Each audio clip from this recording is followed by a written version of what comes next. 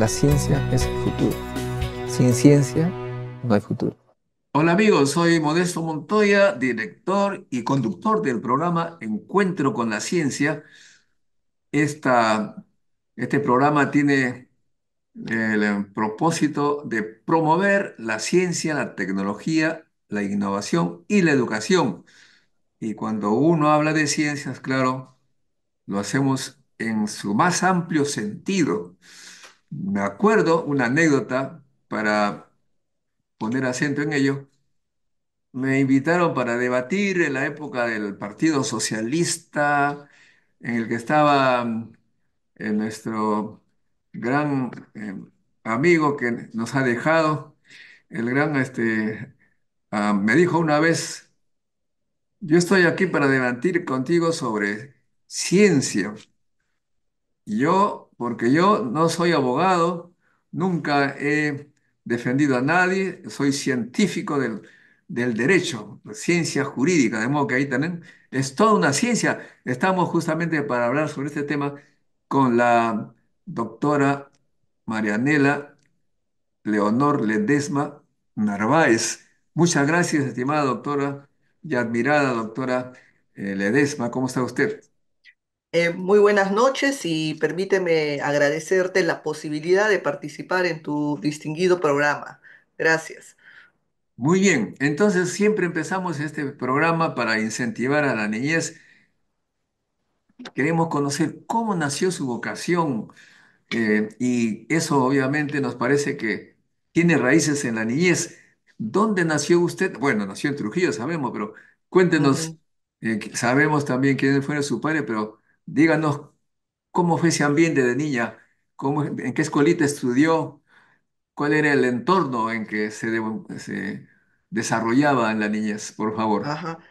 Bueno, yo nací en el año 1963 y cuando yo nací mi padre estaba detenido en el Frontón. Era un preso político y le llegó el mensaje por bote y le dijo que había nacido su hija.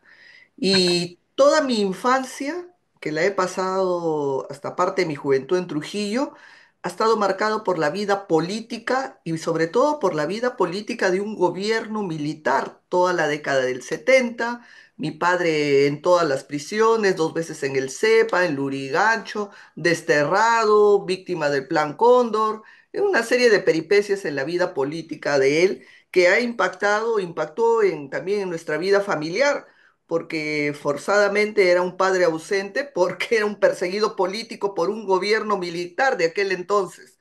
Mi madre fue profesora y bueno, y desde niña yo jugaba a ser la directora del colegio, no sé, siempre he tenido una vocación un poco de dirigir, de liderar.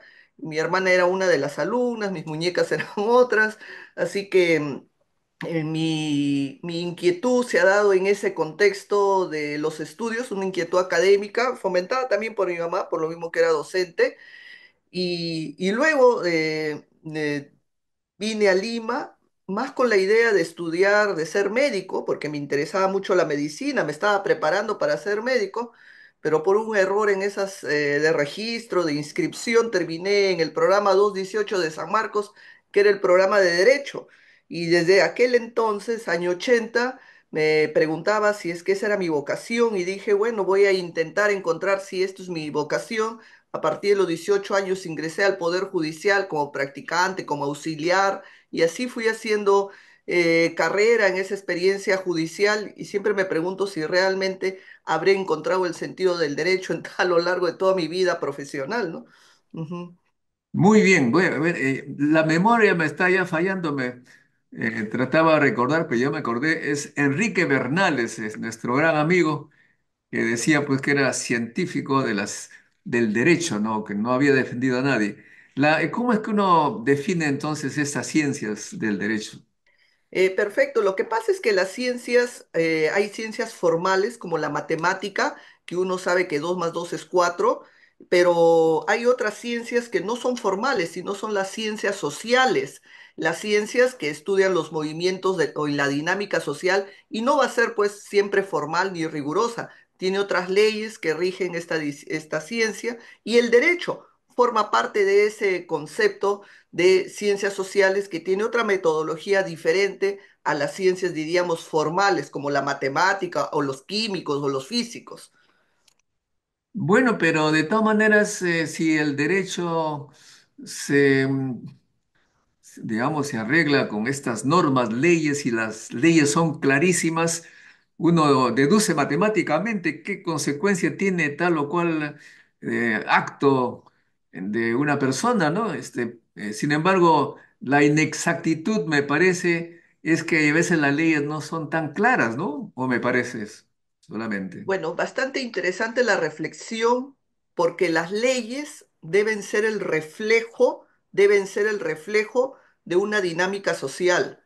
Una ley instrumentaliza un valor, una ley instrumentaliza un mensaje. Por decir, la constitución política del país, año 93, se colocó una parte de la constitución económica hablando de un modelo económico, porque ese era el mensaje que iba a regir las relaciones de la dinámica económica, la producción, la empresa y todo esto que se concibió, nos agrade o no nos agrade, pero ese es el mensaje que se instrumentalizó en esta constitución. Mañana puede cambiar la constitución, mañana de repente ya no asumiremos esa lógica. O sea, una norma, una ley, es una regla, pero una regla que busca empoderar o que busca afirmar un mensaje, un valor, un principio. La regla no existe así nada más sin ningún sentido. Tiene un sentido, tiene un mensaje, ¿no? Entonces, esa es la lógica del derecho. Ese valor o ese mensaje tiene un sentido que es también regular las relaciones en todo tipo, relaciones jurídicas, relaciones sociales, relaciones familiares, regula, ¿no? Esas conductas. Y por eso es de que existen estas reglas y todos los vivimos en este grupo social de manera general o universal para convivir, sobrevivir y desarrollarnos, tenemos que movernos bajo esas reglas que se imponen.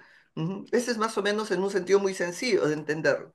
No, yo entendí eso, pero precisamente pueden cambiar mañana y ser otra cosa, pero mientras que haya unas normas, unas reglas en este momento, eh, si es que estas reglas están clarísimas, pues uno hace un análisis cuasi matemático, uno tipifica, por ejemplo, un delito, si exactamente está bien tipificado, uno tiene la sentencia al toque, pero a veces las leyes no son muy claras, ¿no? Porque al punto que si el juez de primera instancia uno lo condena, uno va a segunda instancia y tiene que ser más bien democrático, es como si que fuese... ya no tan matemático, sino depende de la persona que lo analiza. Debe ser porque las leyes no son muy claras, ¿no? Efectivamente, las leyes son producto de la creación humana y desde ya la creación humana no es perfecta. Las leyes tienen un alto grado de imperfección y por lo tanto quien corrige esas imperfecciones van a ser los jueces en su trabajo. Y el juez no es un mero aplicador de una norma, no es una fórmula que dice A y por consecuencia tiene que tener como resultado Z. Un juez analiza muchos principios que pueden concurrir a esa norma, a esa regla. Interpreta la norma en cada caso para darle una respuesta. Esas interpretaciones en algunos casos llegan a que él encuentra muchos principios que colisionan en esa interpretación. Entonces el juez tiene que hacer una especie de ponderación de esos principios para al final darle una respuesta. Acá el valor fundamental en un sistema jurídico es la labor de los jueces, porque los jueces de una regla van a crear un pronunciamiento, van a dar derecho a través de su jurisprudencia, de sus fallos, que van respondiendo a cada pregunta en cada caso que se le plantea. Bueno, eso está claro, pero en estos tiempos se ve cada vez con más claridad que hay las leyes que se hacen, como tú lo has señalado, un poco depende de la visión económica y también depende de intereses, no solamente Exacto. intereses del Perú, del pueblo, de la nación, sino de intereses privados, a tal punto que si es que yo tomo el poder y cometí un delito, caray, puedo hacer que ese delito ya no sea tal mañana y ya me libero de todo eso. ¿Cómo es eso? ¿A qué se debe Bien, esa situación? mire, las normas y el sistema jurídico debe ser un reflejo de esa base social que se maneja. Y en una base social, por ejemplo, podríamos decir que está el Estado con todas sus reglas, y también podríamos decir que está un mercado, ¿no? La empresa privada. Y podríamos decir hoy, si yo haría un diagnóstico de hoy, también diría que en ese escenario también hay unos nuevos componentes que se llaman delincuentes. La delincuencia que también tiene su, diríamos, su segmento en esta base que podríamos llamar de la estructura. ¿Cómo es la estructura en nuestro país? Bueno, sí hay un movimiento económico controlado, dirigido de repente por el Estado, pero también hay un movimiento a base de un gran mercado que se pretende empoderar, pero también ahí aparece un movimiento de economía ilegal que también se mueve en ese sector. Pero esta economía ilegal también quiere tener normas, leyes, reglas que también le protejan en su actuar ilegal. Entonces, para eso yo utilizo todo el sistema de la superestructura, de la organización del Estado. Voy al Congreso, hago mi lobby y bueno, busco que se reduzcan las penas o de repente busco que la organización criminal se debilite o que busco que el allanamiento para la persecución de los delitos pues sean tan complicados que sean ya no viables. No sé, utilizo una serie de argumentos, de fórmulas jurídicas para también conseguir un beneficio a mis intereses a las que estoy señalando. Igual también diría por algunos sectores de las empresas privadas, quiero exoneración de tributos, quiero de repente un mejor tratamiento en mi actividad laboral, empresarial. O sea, en pocas palabras, lo que vemos en esta dinámica de la estructura, diríamos, del Estado, es el reflejo luego en una fórmula jurídica que busco encontrar a través de los órganos ordinarios, que es el Congreso o quien se dedique a hacer las normas. Ujú. O sea que, si bien comprendo, la, el grupo de delincuentes, digo, la delincuencia, forma parte, de todas maneras, del juego democrático. Entra en las elecciones, en la contienda a través de sus representantes, que incluso uno de ellos puede ser miembro del aparato legislativo, digamos, teniendo poder económico, caray, se coloca dentro. O sea, eso es un poco complicado, es una especie de caballo de Troya del grupo delincuencial. ¿Eso me quiere decir, doctora Ledesma? Totalmente de acuerdo, solo que la delincuencia ya no es el Pedro Navaja de las épocas de Rubén Blades, ya no es ese Pedro Navaja que describía a Rubén Blades en su salsa, sino que la delincuencia también es más fina y más sofisticada y de cuello corbata. Y también tiene y utiliza los mecanismos institucionales ordinarios para incorporarse, y muy bien la metáfora del caballo de Troya. ¿Y por qué sostengo ello? Sostengo ello a la luz de los pronunciamientos, de las leyes, de las decisiones, del tratamiento que se da al tema delincuencial. Por eso yo también sostengo que los grandes actores que aparecen en toda esta dinámica social ya no es mejores de repente, mejores reivindicaciones para un tema de prestaciones de salud o de repente de una mejor jubilación, no, sino ahora nuestra principal preocupación es frente a una delincuencia que avasalla a los ciudadanos en general, es preocuparnos cómo sobrevivimos, cómo cuidamos nuestra integridad física, nuestra vida, ¿no? Estamos a ese nivel de protección mínima. Y eso es preocupante porque una sociedad en la medida que avanza, pues esos son derechos primarios y básicos que ya están tutelados por siglos, la vida, la salud, la integridad. Y más bien ahora en sociedades más avanzadas estamos pensando en el derecho al ocio, a la recreación, al disfrute. Pero en este país, en nuestro país, no estamos ni siquiera pensando en el derecho al ocio, a la recreación, estamos pensando cómo sobrevivimos, nuestro derecho, nuestra protección a que no nos liquiden, a no perder la vida o de repente a no afectar en nuestra integridad física.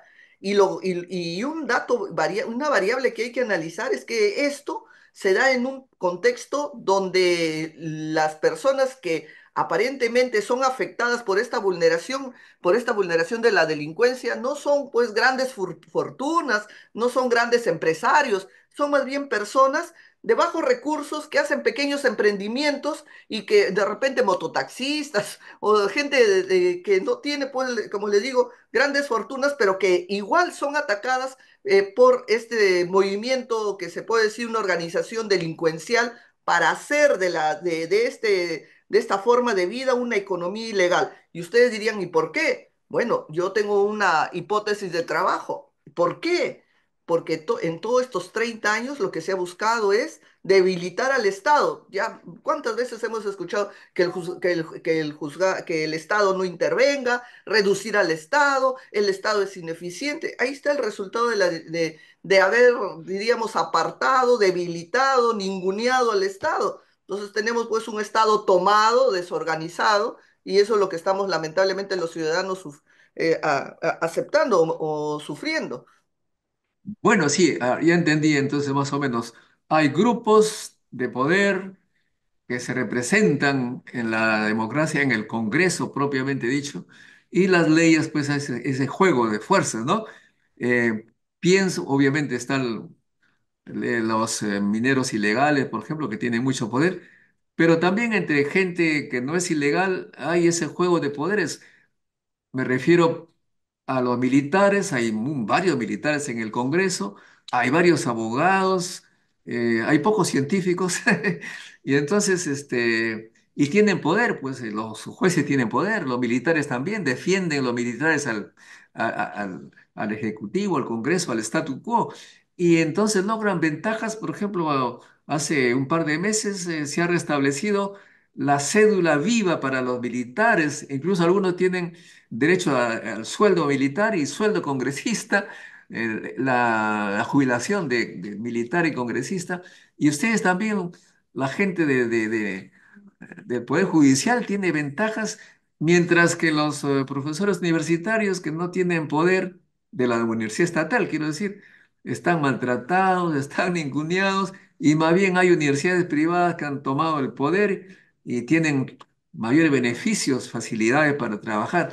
¿Usted cómo analiza esa situación?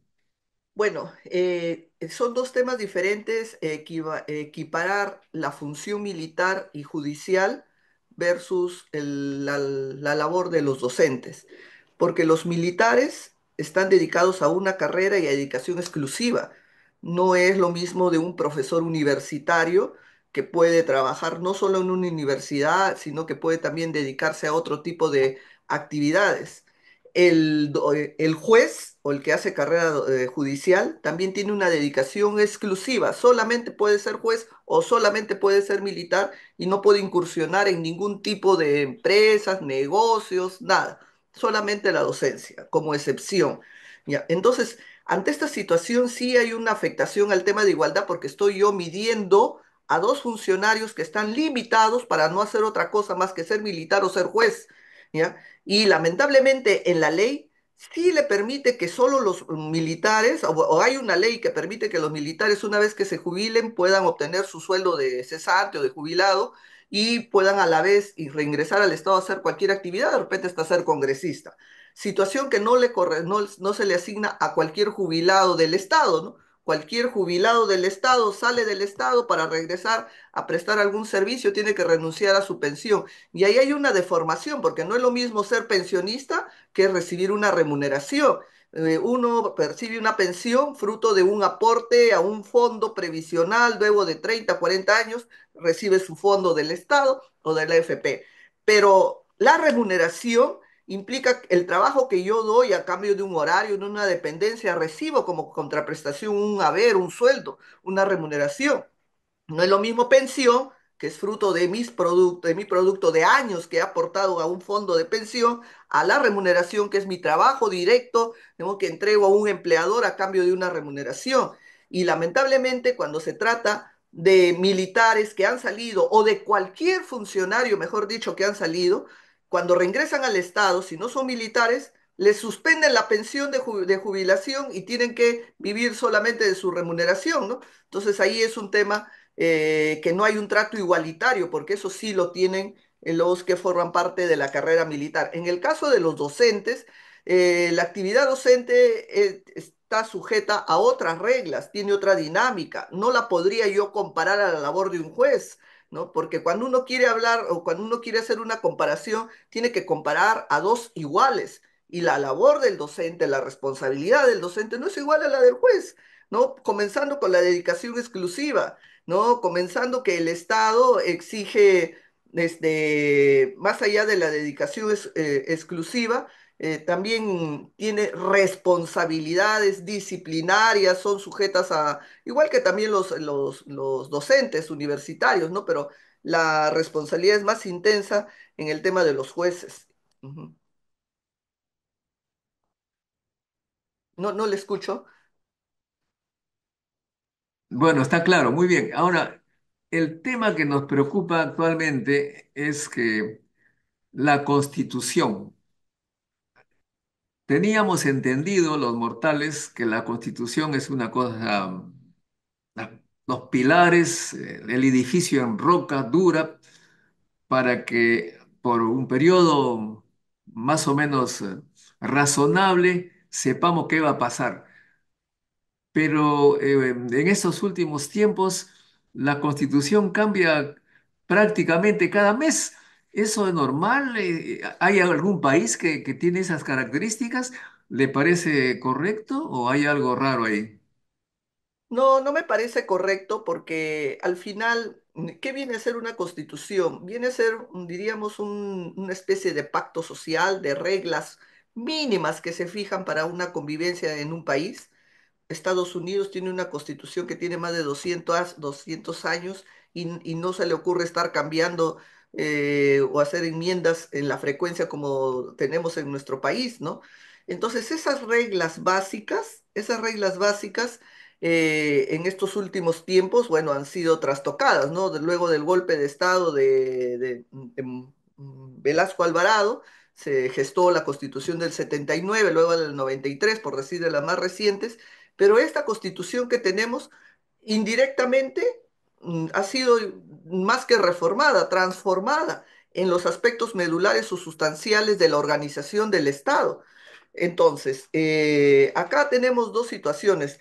Primero que estas reglas básicas que forman parte, diríamos, de un consenso, de un pacto social que se designa a que se escriba o se elabore esas reglas de convivencia, fijan algunos conceptos, como por ejemplo decir cómo queremos que nosotros los ciudadanos nos representen. No va a ser una representación solamente en una cámara, va a haber una bicameralidad. ¿Cómo queremos nosotros que los congresistas sean reelegidos o solamente sea una sola situación? ¿Cómo queremos que se ejerza el reparto del ejercicio de sus funciones? ¿Que el presidente tenga más poder que el Congreso o que tengamos un modelo más congresal que presidencialista? O sea, son ideas base de cómo se va a organizar el poder, cómo se va a organizar el poder y ese poder cómo también va a ser expresado en la vida de los ciudadanos, ¿no? Por eso es que la Constitución también tiene un capítulo destinado a la familia, destinado a la propiedad y una serie de situaciones de la vida del ciudadano. Ahora, esas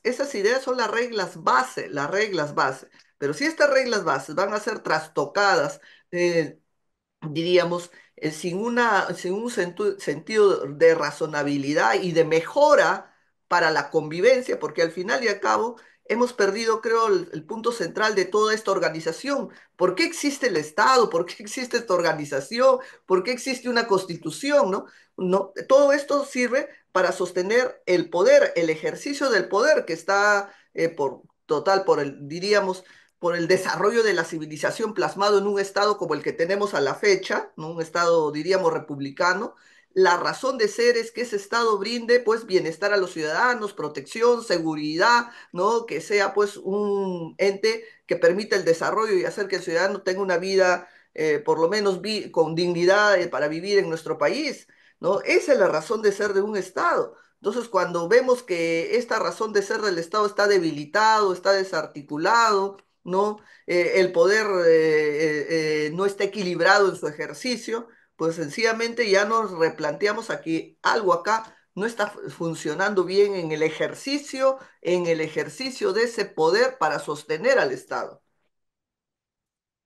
Bueno, efectivamente tenemos nosotros esta preocupación porque hace algunos años, 3, 4 años, se hablaba de la voluntad de cambiar la Constitución. hay que cambiar la Constitución y un grupo político se oponía tremendamente al cambio de la Constitución, pero finalmente terminó cambiando la más de lo que uno podía imaginar. Esto, usted ha hecho ciencias políticas. ¿Se debe ello a que no tenían confianza en lograr mayoría en el, ¿cómo se llama? La Asamblea Constitucional para manejarla ya de manera, digamos, real? Y no podían ellos pensar que iban a ganar la mayoría y cambiarlo a su gusto, como diciéndole unas pocas palabras, eh, y la cambian ahora sí prácticamente radicalmente, me parece, ¿no? ¿Cómo es eso? Ahí, Yo ¿cómo creo que se- acá en este cambio, porque toda obra humana es perfectible y puede ser cambiada, por ejemplo, la Constitución de Estados Unidos puede ser ajustada o ha sido ajustada a través de algunas enmiendas, muy bien, pero hay una gran diferencia acá en nuestro país. La idea no es cambiar y mover y trastocar las reglas que puedan estar en la Constitución. El tema es que esos cambios respondan realmente a un concepto que podría yo decir acá de legitimidad, de tal manera que el ciudadano, que al final es el destinatario final de toda esta organización, de toda esta labor, de toda esta representación, el ciudadano sí se siente identificado con esas reformas, con esas transformaciones. Pero cuando hay ese quiebre de quien ejerce una representación formal, junta número de votos, noventa y tantos votos, y hace todas las reformas que quiera, hay un divorcio con el ciudadano que al final es el representado y dice, bueno, esto no es lo que yo quería. Pongo un ejemplo. Al ciudadano nos preguntaron, a usted, a mí y a todos, si es que queríamos bicameralidad, dos cámaras, mayor número de congresistas, y también nos preguntaron si queríamos que se relija.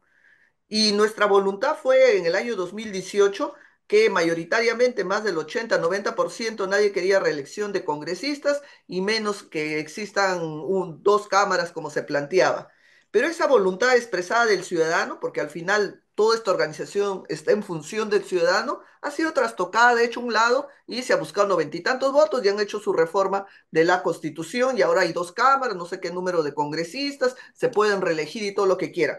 Formalmente es una respuesta formal, pero que no tiene un sustento de legitimidad en la vida del ciudadano, no tiene un sustento de legitimidad en la posición del ciudadano, porque si ahora nos hiciéramos nuevamente otra pregunta, ¿estamos de acuerdo con estas reformas? La mayor parte no va a estar de acuerdo con ello, porque ha sido hecho por quienes están descalificados, cuestionados, se siente que no hay una representación por su propio trabajo. Uno se legitima con su labor, con su trabajo, con su pronunciamiento, y lo que menos hay es una legitimidad entre el trabajo que está haciendo el Congreso en hacer todas estas reformas constitucionales, legales, con la voz del ciudadano. Entonces, cuando no hay esa legitimidad o diríamos, ese vínculo de conexidad entre la labor del representante y el representado, parece que los congresistas se han olvidado que son representantes de una voluntad popular que es la nuestra. Entonces, cuando hay ese divorcio, pues lo que vemos es que nos planteamos que la democracia se está debilitando, porque la razón de ser de este modelo democrático en el que nos movemos parte por eso, por una democracia indirecta donde uno elige representados que legislen, que trabajen en base al bienestar de los ciudadanos, ¿no? En base a la voluntad del ciudadano. Y eso es lo que no hay. Hay un quiebre, debilitamiento del modelo democrático y ahí ya empecemos a preocuparnos, porque ya algunos comienzan a decir esto no me representa, mi representante no recoge mi voluntad, ¿no? Entonces ahí hay temas que al final van a pasar la factura o pasarán la factura al quiebre de un modelo democrático. O sea que lo que estamos viviendo no es una democracia representativa, podríamos calificarla como la democracia de la el papel en blanco, la carta blanca. Tú me eliges y yo hago lo que creo que es conveniente, no me importa lo que tú opines, ya me elegiste. Es más o menos lo que estamos viviendo ahora, ¿no? Claro, lo que pasa es que la democracia indirecta por representación se ha ido debilitando en todos estos tiempos a raíz de las prácticas políticas congresales e incluso también partidarias y de la clase política en general, ¿no? Es todo un conglomerado de variables que entran ahí. Entonces, frente a una democracia debilitada y con la ausencia de mecanismos donde los ciudadanos no solo puedan expresarse, sino que realmente tengan una posición, un ejercicio directo para ello, entonces vemos que este modelo hace agua, hace crisis, ¿no? Y pongo un ejemplo. Así como el ciudadano ejerce su voto para elegir su representante, también tiene la posibilidad de que el representante elegido pueda ser retirado. Revocatoria, la revocatoria, muy bien, pero para ejercer la revocatoria, los ciudadanos también tenemos que expresar nuestro voto, nuestra voto, no voto, sino nuestra posición a través de unos planillones donde pedimos que se convoque a una revocatoria. Pregunto, ¿es viable conseguir esos votos, no, suscripciones en los planillones? Primero que la mayoría de ciudadanos estamos en una economía informal, viven día a día, nadie se va a trasladar a los lugares donde se están recogiendo las firmas, en los lugares donde se recogen las firmas viene el serenazgo, la policía y golpea a los que están sacando las firmas, o sea, ejercer el derecho a la revocación no es muy sencillo en nuestro país porque los canales que existen se restringen, se restringen.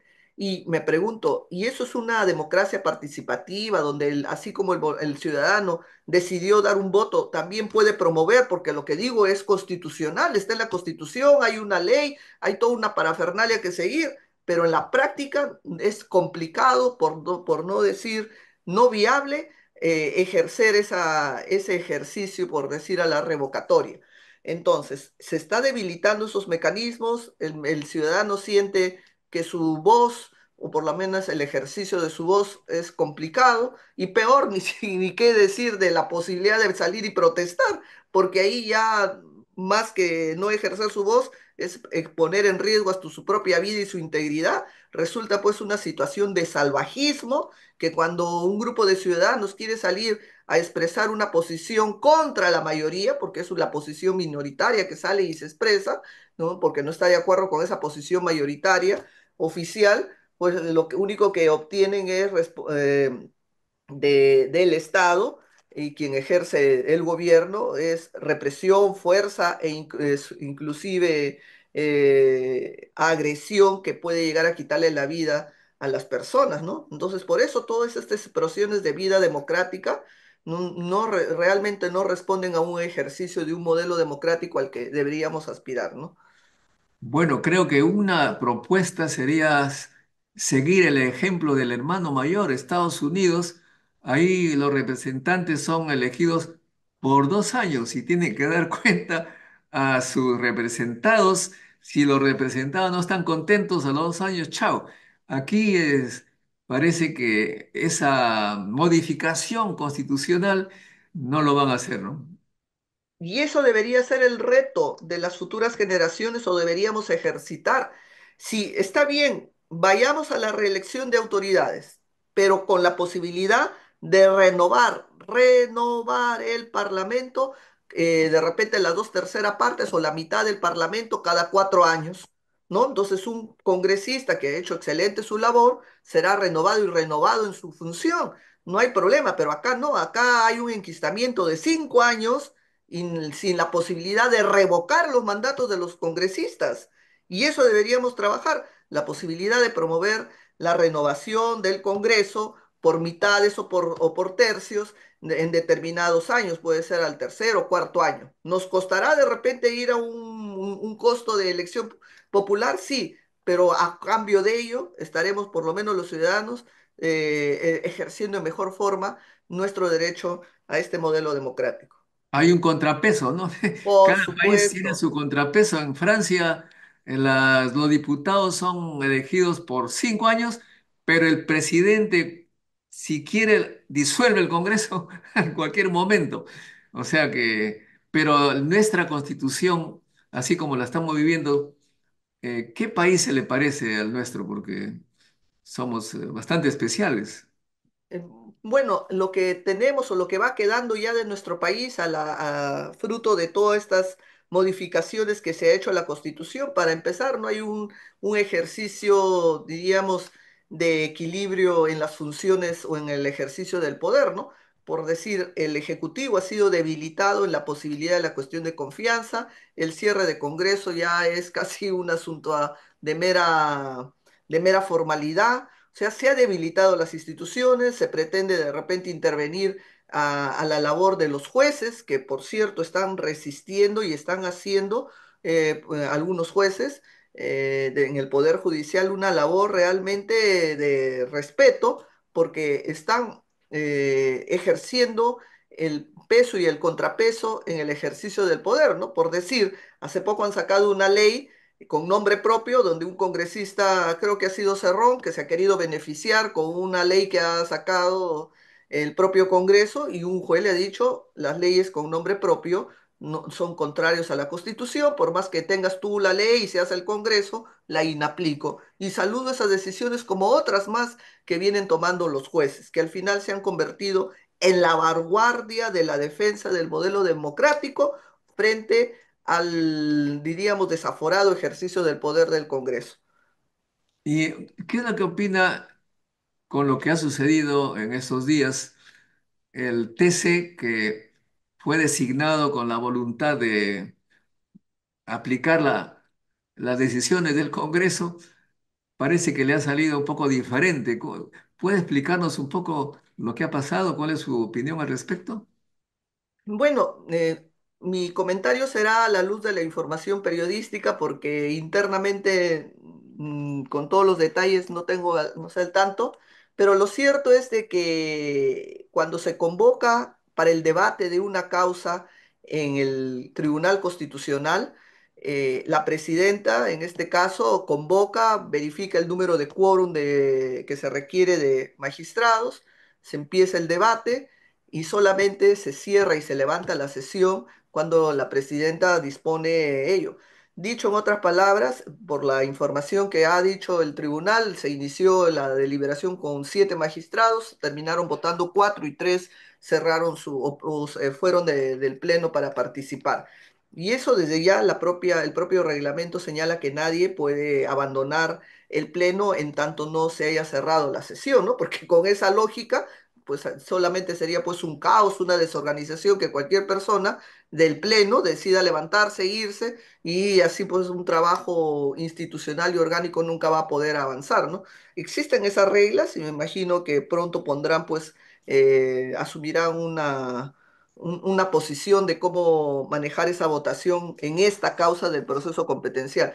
A algunos ha sorprendido la votación, bueno, a mí también me ha sorprendido que el Tribunal Constitucional como institución este, mm, no le haya dado la razón al Congreso. Bueno, lo asumiré que están en un acto de contrición para todas las decisiones que han tomado tan inconstitucionales.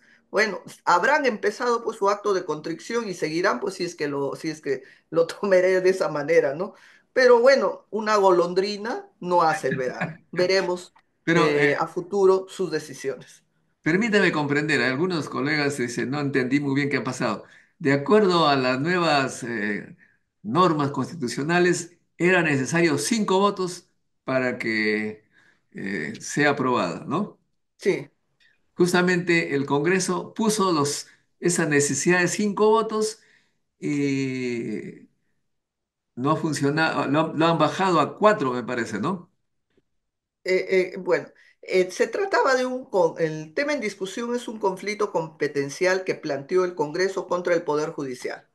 Dos organismos, dos entes con un peso constitucional, como es el Congreso y el Poder Judicial, habían entrado en colisión porque en relación a los miembros de la Junta Nacional de Justicia. Entonces, los miembros de la Junta Nacional de Justicia habían considerado que el Congreso, en ejercicio de atribuciones, afectaban sus derechos fundamentales, fueron al juez constitucional, el juez constitucional les amparó, con una medida cautelar regresaron y están a la fecha ahí. Entonces, el Congreso planteó esa contienda competencial diciendo el Poder Judicial está afectando mis atribuciones como Congreso para hacer lo que quiera con la gente de la Junta Nacional.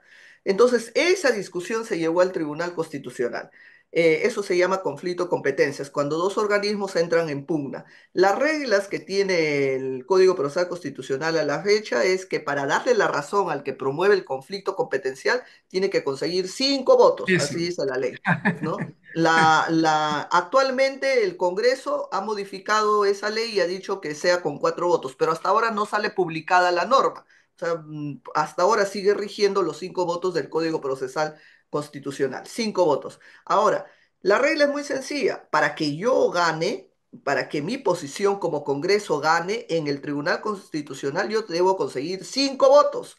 Pero si tú no consigues 5 votos, sencillamente tu demanda está rechazada. ¿Cuántos votos consiguió el pedido del Congreso? Solamente, me imagino, por inferencia serán 3, porque hay 4 magistrados que expresamente han votado diciendo que no están de acuerdo con el Congreso, con su demanda del Congreso. Por lo tanto, si el Congreso no puede conseguir 5 votos, más bien lo que consigue son 4 votos en contra, su pedido, su reclamo, su demanda que planteó el Congreso ha sido desestimada, infundado, en otras palabras, ha perdido el caso, ¿no? Más allá de que modifique o no ya la norma, ¿no? Ujú. Bueno, seguramente que van a encontrar alguna salida los congresistas porque son muy inteligentes para ello.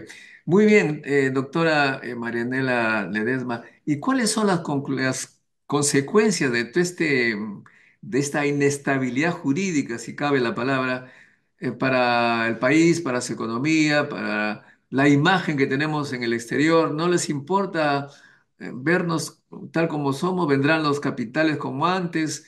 ¿Hay algo que podemos temer por esta inestabilidad? La vida social es un todo, ¿no? Y la vida social no solo es el tema legal, no solo es el tema político, no solo es el tema económico, no es el tema de seguridad, es un todo, porque la vida social no es que solamente vivo del derecho y bueno, ya la economía anda por otro lado, no. Es un todo, somos un todo, no un todo unitario y orgánico. Entonces, cuando las reglas que se dan, por decir, para los temas políticos o para los temas económicos, comienzan a alterarse, a modificarse y no se tiene una predictibilidad, no se tiene, diríamos, una seguridad de qué va a suceder y encima todavía cuando alguien genera un emprendimiento que es mover la economía y ese emprendimiento al final se debilita o se cierra porque hay de repente una economía ilegal que quiere vivir fruto de ese emprendimiento, como por decir el tema de los sicarios, o de repente si yo utilizo la minería ilegal, la tala de árboles para generar también un modelo de economía ilegal, entonces todo eso, hay una alteración en la vida económica, social del país, ¿no? Entonces, lo que se necesita acá es un tema de orden, un tema de liderazgo para encaminar y llevar al país bajo ciertas, diríamos, reglas que deberíamos poner a futuro, ¿no? En relaciones de inversión, en relaciones de trabajo, en relaciones de vida empresarial, no sé, hay una serie de supuestos que habrá que analizar sobre qué es lo más urgente que ver, educación, salud y todo ello, pero tiene que haber acá un sentido de liderazgo, ¿no? Hay que recordar que el presidente de la República, ¿no? Es jefe de Estado y representa al Estado y representa al Estado y dirige la gestión pública, ¿no? Por lo tanto, se necesita no solo de un liderazgo, sino también de un orden y una gestión que realmente sea eficiente para llevar a todo el país, ¿no? A esos objetivos básicos que se debe señalar. Lamentablemente, vemos que el nivel de pobreza sigue creciendo, el nivel de inseguridad sigue cada día peor, el tema de la economía ilegal sigue avanzando, no necesariamente por el tema de extorsiones, la minería ilegal se ha convertido o la fuente de recursos actualmente de una manera toda desorganizada. La tala de árboles, la afectación al medio ambiente, la afectación de los recursos sigue siendo pues se sigue ejerciendo bajo una desprotección. O sea, realmente vivimos en una situación de caos donde creo que va a llegar un momento en que esto va a generar en un estallido social, diríamos, más peligroso.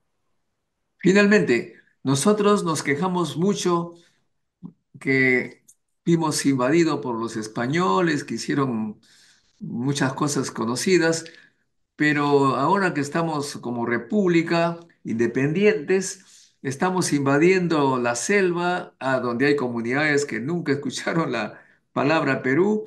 Llegamos, contaminamos sus ríos, cortamos sus árboles, los niños ahí se enferman con todo lo que le echamos por sus ríos.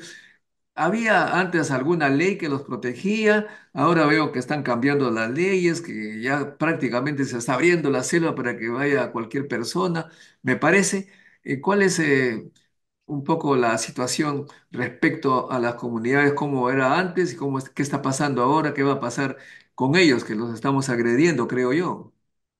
Totalmente de acuerdo. Estamos en una situación no de multiculturalismo, sino de pluriculturalismo, donde estamos afectando sus modos de vida, su cosmovisión, el desarrollo de estos pueblos que son originarios de esta zona y que lamentablemente están desprotegidos. Y como digo, acá hay un desorden en el país, acá no hay diríamos, un asunto de liderazgo que también vele, proteja la afectación de estas personas que viven en estos grupos, diríamos, originarios de nuestro país. Yo, en una mirada futurista, que creo que a futuro algún estadista que pueda llegar a dirigir el país debería tener, y el futuro no pasa por avasallar los recursos naturales, más bien es lo mejor que podemos tener a la fecha en el contexto mundial en el que nos movemos, ¿no?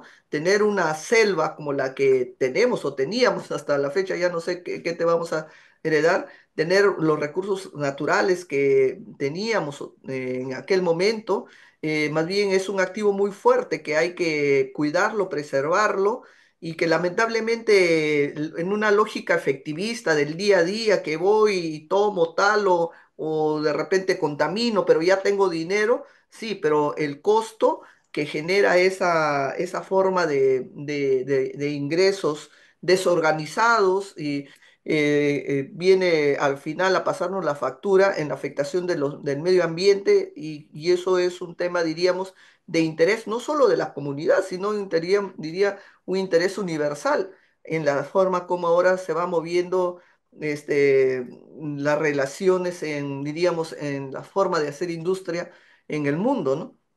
Entonces, esa es una gran tarea que a futuro espero que algún gobierno pueda corregir esta deformación que se viene haciendo y un gran respeto a los grupos originarios en sus tradiciones, culturas y sobre todo en su medio ambiente y en sus recursos naturales de los que ellos viven, ¿no? Mm. Claro, eso es muy cierto. La ciencia nos predice, nos señala que todos vamos a pagar.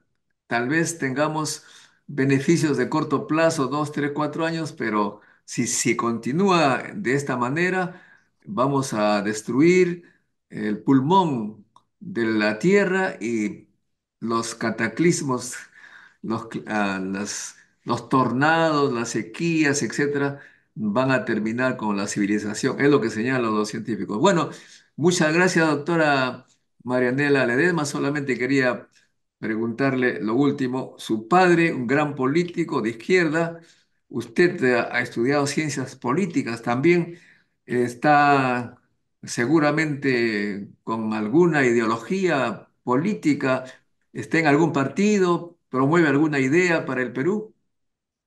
Bueno, yo estudio derecho, pero los temas políticos siempre han estado presentes en mi ADN y en la discusión, en el debate político siempre he estado presente.